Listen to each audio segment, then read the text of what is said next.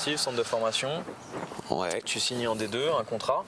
C'est ça. Donc raconte-nous un petit peu cette expérience, ce contrat. On va dire c'est l'aboutissement ultime, dans le sens où tu t'entraînes pour essayer un jour d'être pro, voilà, même si c'est entre guillemets que de la deuxième division. Voilà, j'étais très très très content d'avoir réussi à signer et réussir en gros à faire fructifier entre guillemets les efforts. D'accord. Voilà, après tu te rends vite compte petit à petit que le sport c'est bien, mais pour l'avenir c'est un peu moyen. C'est un milieu précaire le sport de haut niveau. Voilà, surtout qu'après le handball, malheureusement on n'est pas comme sur le foot ou autre. Les salaires sont pas proéminents et j'ai vu entre guillemets beaucoup de vieux de 32, 33 ans qui tapent une année de plus pour essayer de gagner une misère, et parce que derrière ils ont fini leur chômage ou c'est un peu compliqué. Et donc le deal c'était est-ce que je prends un agent et je cherche je pousse des années un peu plus à droite à gauche dans toute la France, ou est-ce que j'essaie de tenter une reconversion quand même, qui je pense que c'est un peu ce qui est le plus important, et pour essayer d'avoir entre guillemets un vrai métier ou quelque chose de durable. Bien sûr. Ce qui fait qu'à la fin de la D2, je suis ma compagne qui elle faisait sa dernière année de médecine à Lyon. D'accord. Donc l'objectif c'était, je la suis sur sa dernière année à Lyon. J'ai eu un contact avec Bourgoin, donc là je jouais à Bourgoin à côté, mais je préparais surtout une sorte de concours pour entrer en école de kiné en Allemagne. D'accord. Parce qu'en France c'était quand même assez bouché, même si je posais mes dossiers, c'était quand même assez compliqué de rentrer par la passerelle. Et de fil en aiguille, j'ai eu le contact avec Cyril qui a réussi du coup à m'aider à rentrer dans l'école de kiné de Vichy. Vichy, d'accord. Et ce qui fait que je suis arrivé à Cournon. Ok. À Cournon. Ok.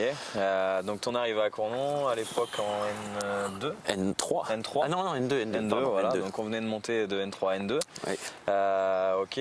D'ailleurs, en étant à Bourgoin, on jouait contre Cournon. Voilà, et on a perdu deux fois. Déjà un petit derby, on va dire. Ok. Si on prend ton arrivée à Cournon, et puis le fait que tu aies joué contre Cournon, alors on parlait de la section sportive, mais aussi sur les années N3 où il y a eu pas mal de confrontations Cournon-Valence. L'œil que tu avais toi sur Cournon au départ, et puis l'évolution un petit peu du club. Je vais pas te le cacher, hein.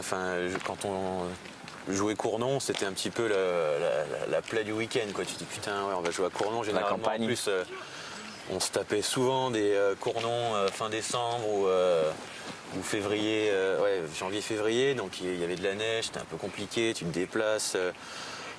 Et puis c'était quand même pas la folie, quoi, Cournon. Ouais. Et après, t'as un peu cette vision de. C'est un peu péjoratif, mais là, c'est les paysans de l'Auvergne, machin, on va jouer Cournon. Alors qu'en fait, quand tu rentres un petit peu dans ce milieu et dans ce club, tu te rends compte que on est loin de ces préjugés. Ouais. Au final, voilà, moi je suis arrivé sur l'année de N2, donc le club, il me semble que ça fait pré-national, N3. Pré-national, N3, 2 années de N2 et voilà. Maintenant N1, effectivement. Donc le club était sur une ascension fulgurante où tu te dis putain, ouais, ça a quand même de la gueule. Aujourd'hui, quel club maintenant on est en National 1, mais même voilà, quel club de National 1 a un gymnase avec uniquement les marques de handball, on le verra après, mais un clubhouse tout neuf, voilà. Des joueurs pros, une structure, quand on se déplace, on a un bus spécial, super bien pour faire les déplacements, un chauffeur de bus, une super dotation, des présidents qui sont ultra présents, mais on peut les appeler n'importe quand, ils sont toujours à notre écoute. Non, franchement, là, on est vraiment. Ça t'a conquis finalement. Bon, ça va alors. Et si on prend le côté club, du coup, comme tu l'as dit tout à l'heure, on part de pré-national quand même, donc le premier échelon, le plus haut échelon au régional. Et puis aujourd'hui, on est quand même au niveau national 1. Est-ce que toi, tu as senti quand même un changement, alors de structuration, tu l'as expliqué, mais dans l'état d'esprit, est-ce que pour toi, le club garde son côté un peu familial qu'il avait en pré-national, ou est-ce que ce côté un peu N1 amène vraiment un côté professionnel du tout au tout? Comment toi tu vois les choses avec cette petite évolution, toi plutôt N2, N1, mais cette évolution quand même? Malgré le gros point positif de Cournon, c'est vraiment que. Après, moi je connaissais déjà quelques joueurs avec qui j'avais joué à Valence, mais c'est une grande famille en fait. Et t'arrives, tu vois, voilà, j'ai aucun souci à faire mon intégration entre guillemets dans le club. Les gens t'accueillent tout de suite, sont très chaleureux. Tu fais ton déménagement. Si t'as besoin d'aide, machin, je peux venir. Je te prête une voiture, un camion. Enfin, voilà. Et je pense que c'est une des grosses forces de ce club où.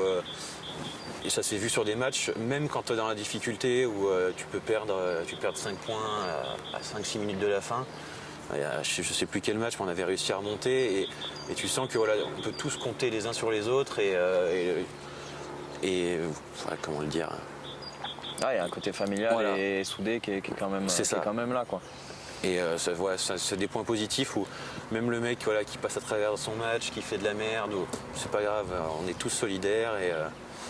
Et voilà, malgré le fait que on arrive quand même sur un niveau, on va dire semi-professionnel, la National 1, ça commence vraiment à être propre.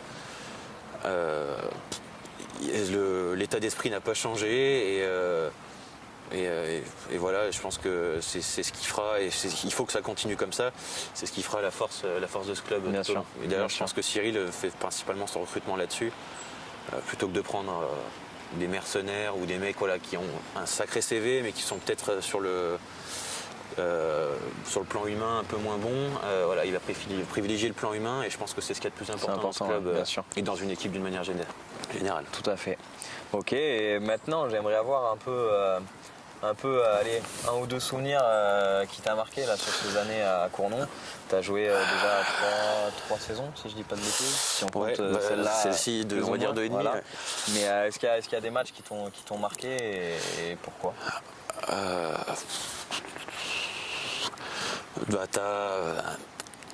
T'as ce match, même si je suis pas auvergnat de souche, t'as ce match où tu joues le derby contre Saint-Flour, où on gagne d'un but à la dernière seconde, je crois, sur une fléchette de Maxime à 9 mètres. Donc c'est cette ambiance, jouer un derby, même si t'es pas natif du club, ça a toujours cette petite saveur, c'est quand même sympa. Puis battre Saint-Flour.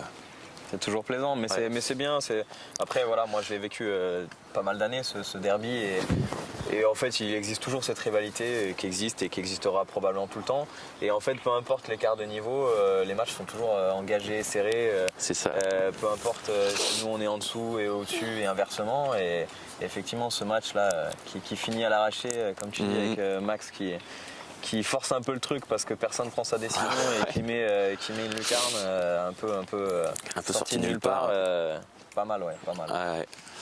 Et puis, il pourrait y avoir après, c'est un peu plus personnel, mais un de mes premiers matchs du coup, gros match en ayant sous les couleurs cournonaises. Contre Chalon, où je crois qu'on gagne 18-16 et je fais 18 arrêts, je mets un but. Pas à la mi-temps, fin de match. Fin de match. Donc 18-16, 18 arrêts, je mets un but. C'était. La soirée parfaite pour un gardien. Peu de buts encaissés, des buts marqués, l'état de grâce. C'est ça, tu peux rien t'arriver. C'est ce moment-là où tout ce que tu fais, ça fonctionne, il peut rien t'arriver. C'était un beau souvenir. Je pense que ça va être un des plus beaux matchs que j'ai fait de ma pseudo-carrière. Parfait, alors on va essayer d'en vivre d'autres alors. On va essayer, si on a le droit de rejouer un bal.